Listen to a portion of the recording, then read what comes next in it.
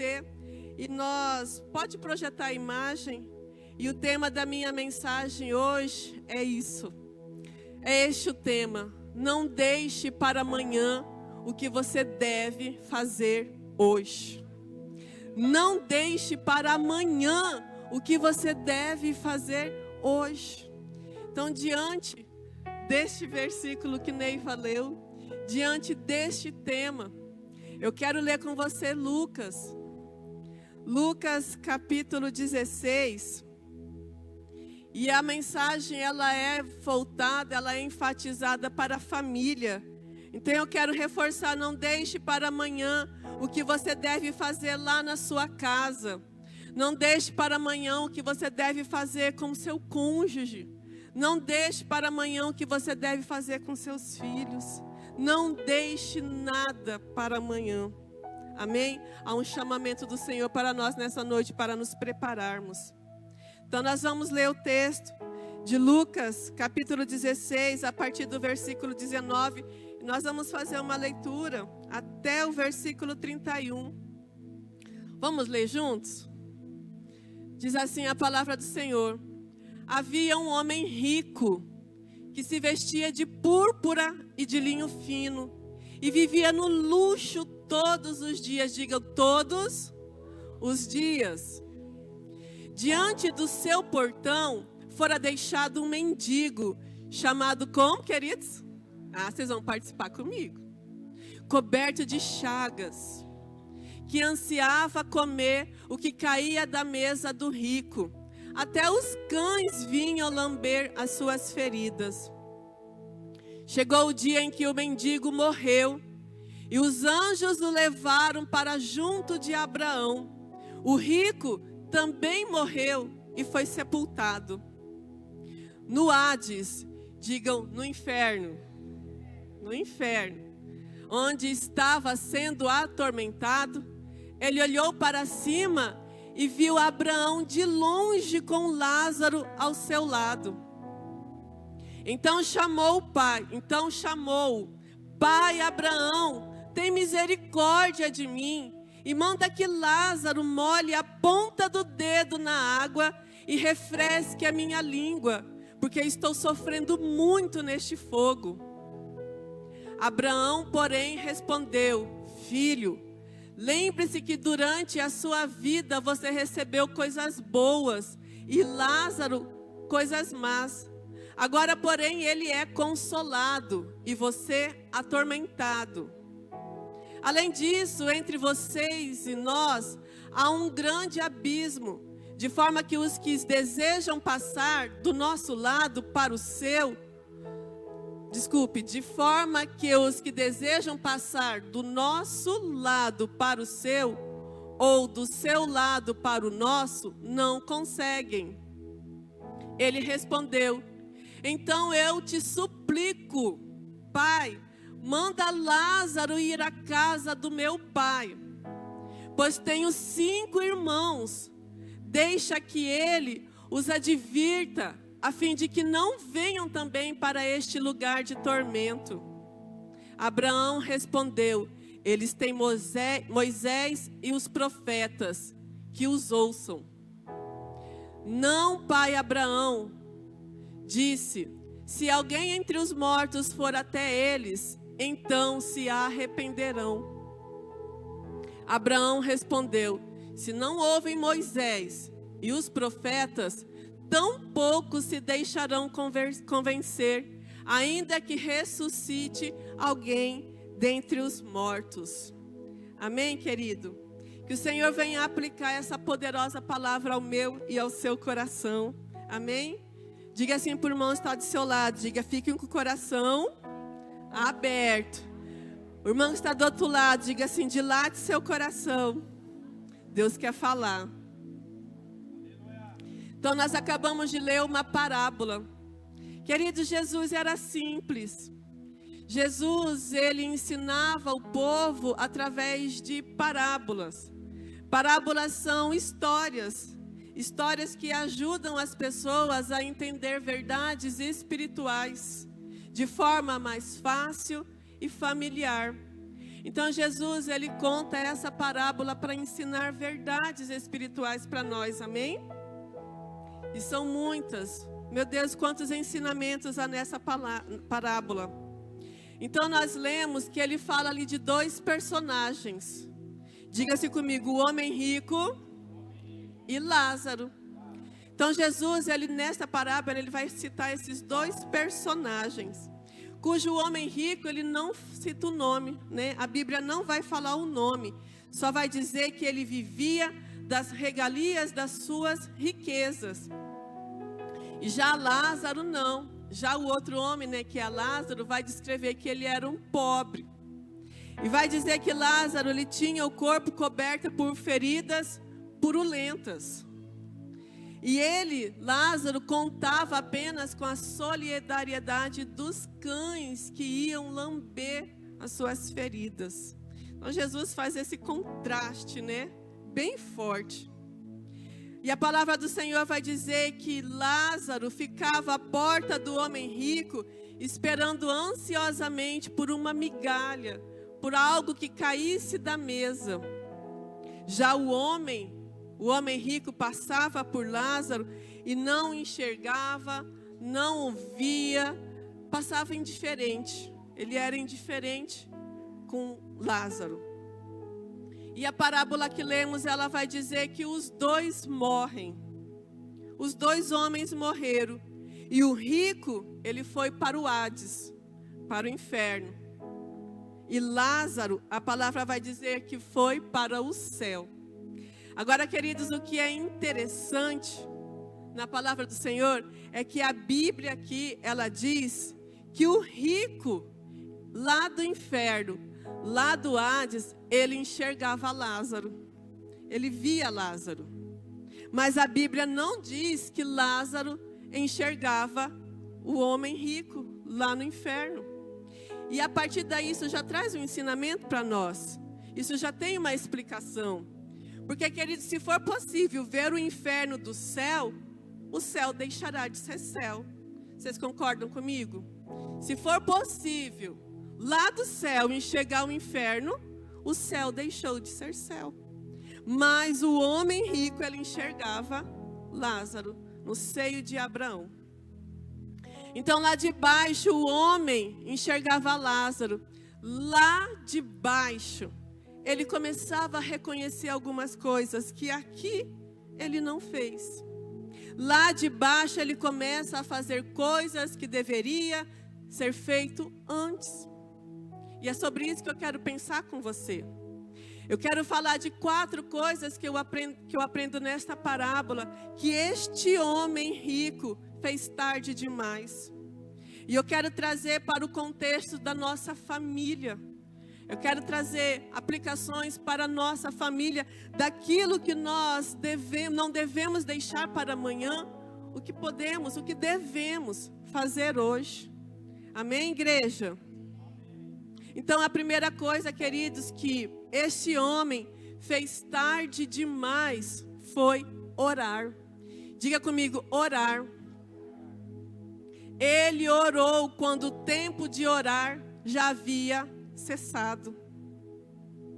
Esse homem, ele ora quando o tempo de orar já tinha passado. Versículo 24, a parte A vai dizer assim: então, clamando, a minha versão diz clamando, então chamou: Pai Abraão, tem misericórdia de mim. Aprendemos, queridos, que ele ora quando o tempo de orar já havia passado. Queridos, eu preciso te informar de uma coisa. Quem não ora aqui, corre o risco de orar muito no inferno. A palavra hoje eu não vou arrancar glória a Deus, aleluia. Não é gostoso ouvir falar, né, a palavra inferno. Não é gostoso. Mas o pior é ir para lá. Pior é ir para lá. Eu sei que não soa bem, não é legal ouvir palavras sobre inferno, mas o pior é ir para lá, queridos. Então, se existe um lugar que haverá muito clamor, oração, súplicas, preces, petições, implorações, este lugar é o inferno. Haverá muito clamor, muitas súplicas. Porém, queridos, lá não haverá orações respondidas. No inferno as orações jamais serão respondidas. Porque diga comigo, porque o tempo de orar passou. Haverá muitas orações, muitas petições, muitas súplicas, mas o tempo de orar cessou. E a pergunta que eu quero fazer para você, como eu disse antes, nós vamos fazer essa aplicação para a nossa casa, para a nossa família. Você está orando lá na sua casa? Queridos, nós estamos no tempo de orar. E você, na sua casa, você tem orado? Mateus 6, versículo 6. A palavra do Senhor, Jesus nos instruindo. Jesus diz assim: mas quando você orar, vá para o seu quarto, feche a porta e ore ao seu Pai, que está no secreto. Então o seu Pai, que vê em secreto, o recompensará. É tempo de orarmos, queridos. É tempo de orar. Você ora no seu quarto? Você ora na sua sala? Você ora na cozinha? Você ora na área? Você ora no seu quintal? Você ora na lavanderia? Você ora lá na sua casa? Queridos, quando nós oramos na cozinha, oramos na sala, oramos nos quartos dos nossos filhos, oramos no escritório, quando nós oramos nas nossas casas, nós estamos levantando um altar para Deus. Dentro da sua casa, quando você ora, você está levantando um altar de adoração ao Senhor. Quando você ora na sua casa, você atrai a presença do Eterno. Você convida Ele. Você chama a presença manifesta de Deus para estar ali. Quando você ora na sua casa, você chama e a sua casa, o seu lar, se transforma num lugar da manifestação da presença de Deus. E preste atenção nisso. Casa que tem um altar de oração, casa que tem um altar de oração, Satanás não tem espaço para armar sua tenda. Casa que tem esse altar de oração, Satanás não encontra lugar para armar cilada, para armar contenta. Satanás não tem lugar, porque ali o Espírito do Senhor reina, porque ali Deus reina, não há lugar para ele. Então, queridos, é muito simples saber se tem oração em uma casa. Como pastora que nós sabemos, diante daquela frase, quem ora, melhora. Diga comigo, quem ora, melhora. Então, queridos, a casa que tem oração está sempre melhorando. A casa onde se constrói esse altar de oração ao Senhor está sempre melhorando. Sempre melhorando. Lembre-se disso. O diabo treme. O diabo treme de medo quando vê o crente ajoelhado na presença do Senhor. Treme de medo. Então diga ao irmão que está ao seu lado, diga: o tempo de orar é agora. O tempo de orar é agora. Tempo de ensinar seus filhos a orar é agora. Tempo de orar cônjuge, com esposo, com esposa, é agora. O tempo de levantar altar de oração é agora, queridos, é agora. Tempos de buscarmos o Senhor enquanto se pode achar. É agora o tempo de orar. Segunda coisa que esse homem faz tarde demais é reconhecer o valor das pessoas que estavam próximo a ele. Ele reconhece tarde demais. Ele reconheceu o valor de Lázaro tarde demais. O mesmo versículo que lemos, o versículo 24, vai dizer assim: então, clamando, disse: Pai Abraão, tem misericórdia de mim, manda Lázaro que molhe em água a ponta do dedo e me refresque a língua, porque estou atormentado nesta chama. Queridos, este homem rico, que nunca na vida se importou com Lázaro, que nunca olhou para Lázaro, que nunca teve misericórdia de Lázaro, que nunca teve compaixão daquele que estava, com as suas necessidades em sua volta. Este homem, agora no inferno, ele lembra de Lázaro. Ele olha para Lázaro, ele enxerga Lázaro. Eu imagino quantas vezes esse homem rico deve ter passado por Lázaro, porque a palavra do Senhor vai dizer que Lázaro, ele ficava à porta da sua casa, esperando ansiosamente algumas migalhas caírem ali da mesa. Mas o homem, ele nunca se importou, ele nunca olhou, ele nunca valorizou. E agora lá no inferno, lá de baixo, ele enxerga Lázaro, ele vê Lázaro e ele deseja falar com Lázaro.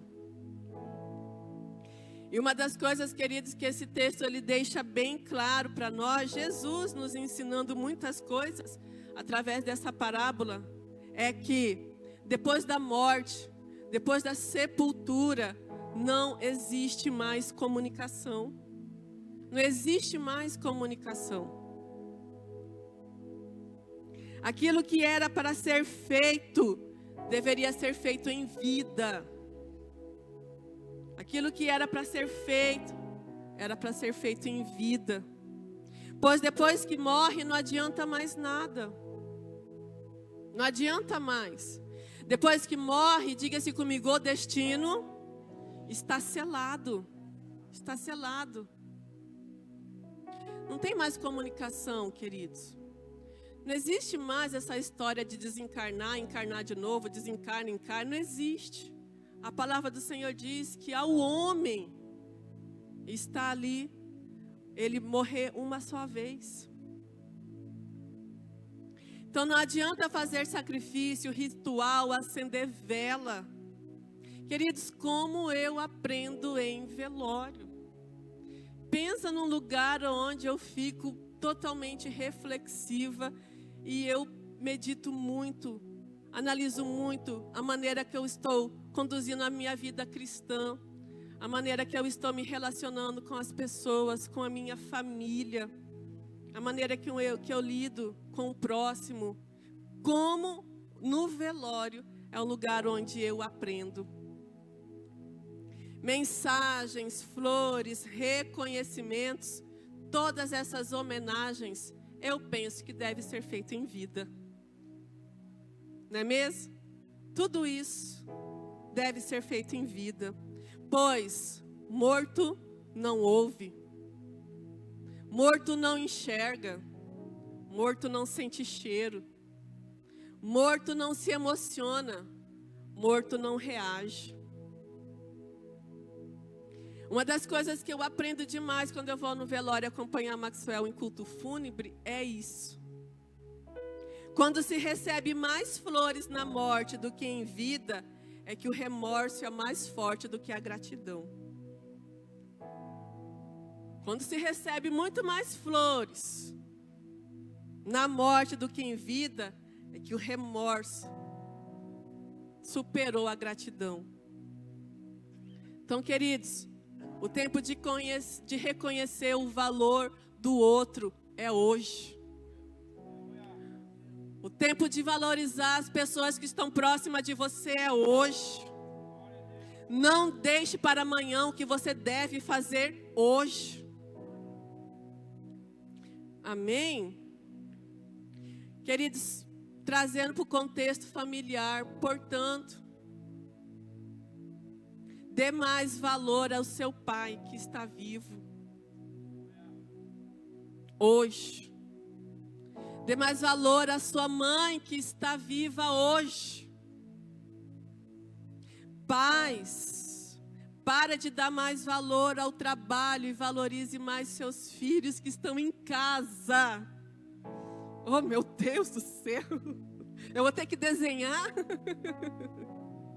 Agora que Murian está para São Paulo, estou falando isso quase toda vez, né? Saudade, meu filho. Pare de dar mais valor ao trabalho, valorize seus filhos que estão em casa hoje. Crie memórias no coração dos seus filhos. Valorize hoje em vida as pessoas que estão próximas de você. Reconheça o valor de cada uma delas. Pare de ficar olhando só para os defeitos. Reconheça o valor daquilo que ela carrega, dos dons que Deus colocou na vida deles. Reconheça, valorize, potencialize, desfrute dessa linda família que o Senhor te presenteou. Então, faça homenagens hoje, dê flores hoje, dê presente hoje, elogie hoje. Amém? Surpreenda hoje, não deixe para amanhã o que você deve fazer hoje. A terceira coisa, queridos, que esse homem fez tarde demais, é que ele lembrou da família tarde demais.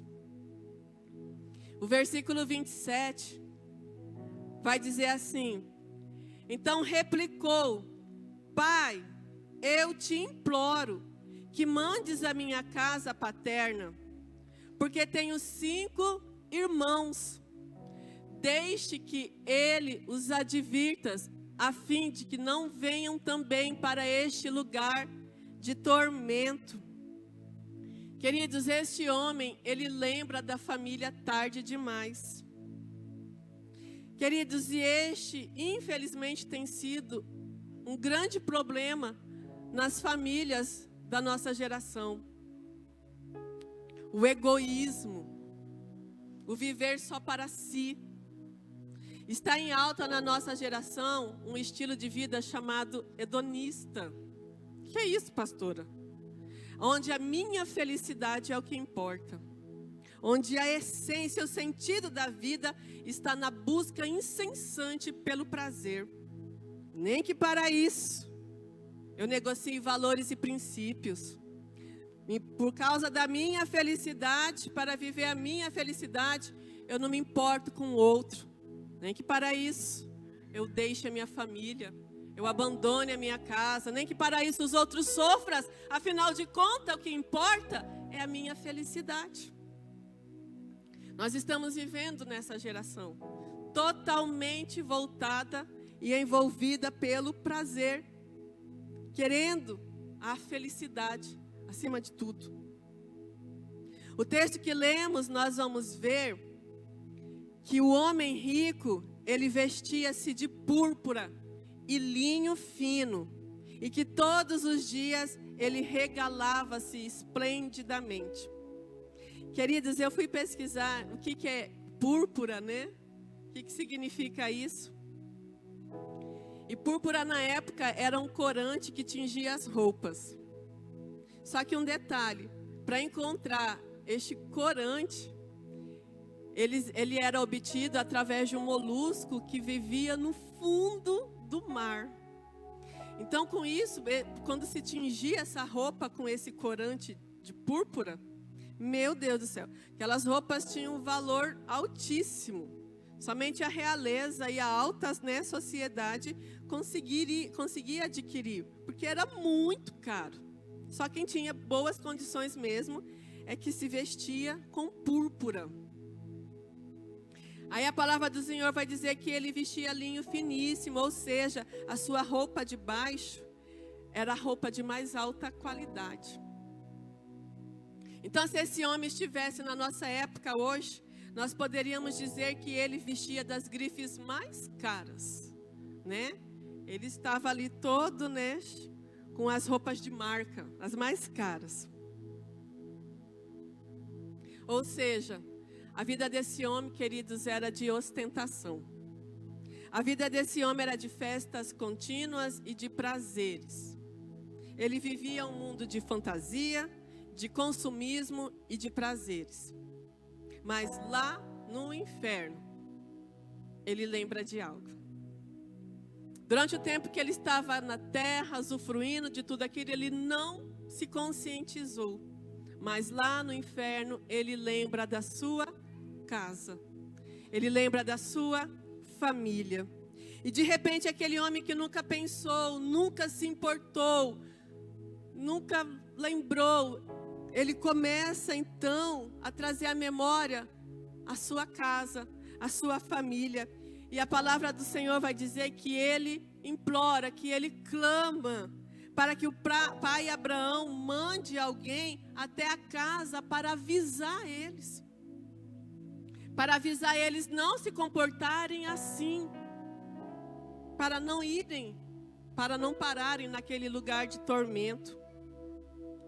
Para eles não repetir o seu comportamento de viver uma vida só de curtição, sem pensar na eternidade, sem pensar em se preparar. Queridos, no inferno não tem desejos respondidos. Queridos, no inferno não tem como cuidar da família. No inferno não tem como ajudar ninguém. Diga assim comigo: o tempo de cuidar é hoje. O tempo de cuidar da sua casa é hoje. O tempo de cuidar da sua família é hoje. O tempo de cuidar do seu cônjuge é hoje. O tempo de cuidar dos seus filhos é hoje. O tempo de cuidar dos seus pais é hoje.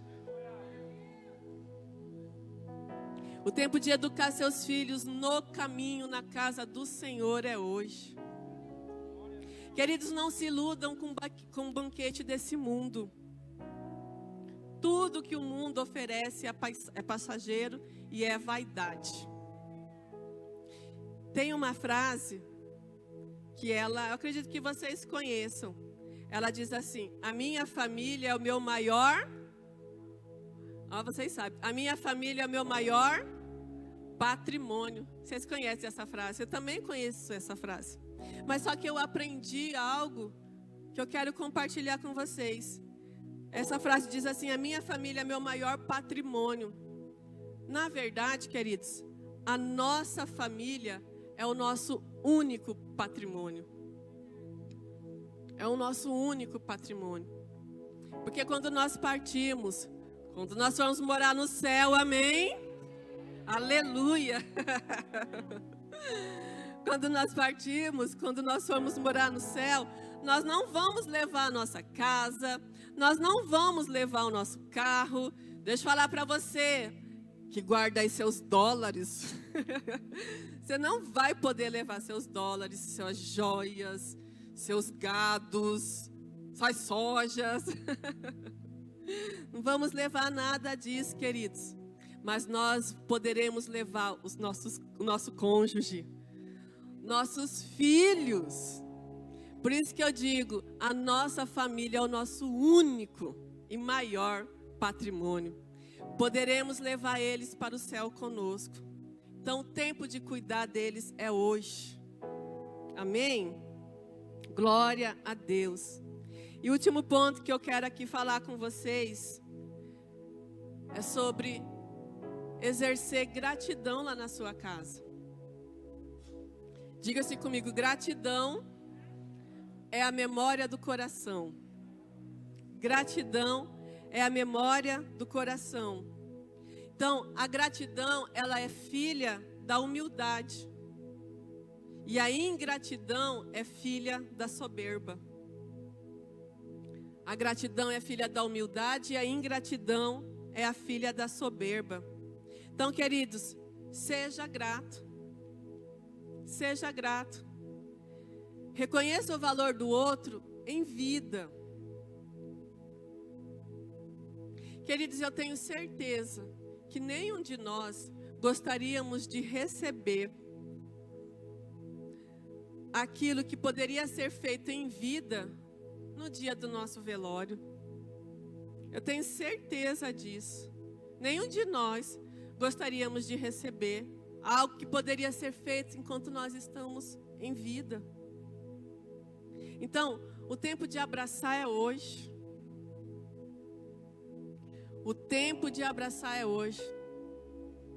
Eu nunca esqueço de um gabinete que eu fiz com uma adolescente. Ela tinha 14 anos. A mãe, procurou, porque a adolescente não sabia do seu real estado. Então a mãe me procurou. Ela estava num estado bem rebelde. Já estava até se cortando. E a mãe me procurou. E eu atendi essa jovem de 14 anos. E ali no gabinete, conversando, ouvindo, sondando o coração. Eu não me esqueço que Deus me direcionou a falar com ela, aí no ponto com ela sobre paternidade. E quando ali a gente começou a falar sobre o seu relacionamento com o pai, ela falava de uma forma que parecia que o pai já tinha morrido. Dava para entender que o pai já havia falecido. E deixando ela falar, e no fim eu perguntei: seu pai, onde está? Aí ela falou, onde que o pai dela está. O pai dela estava vivo. E eu falei com ela.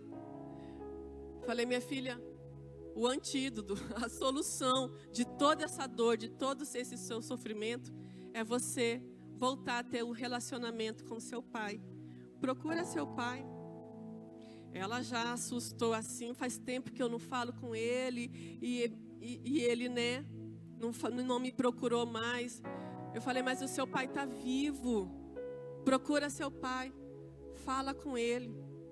E queridos, assim ela fez. Ela já sofrendo muito de rejeição, mas ela, em obediência, ela entrou em contato com o pai, falou com o pai.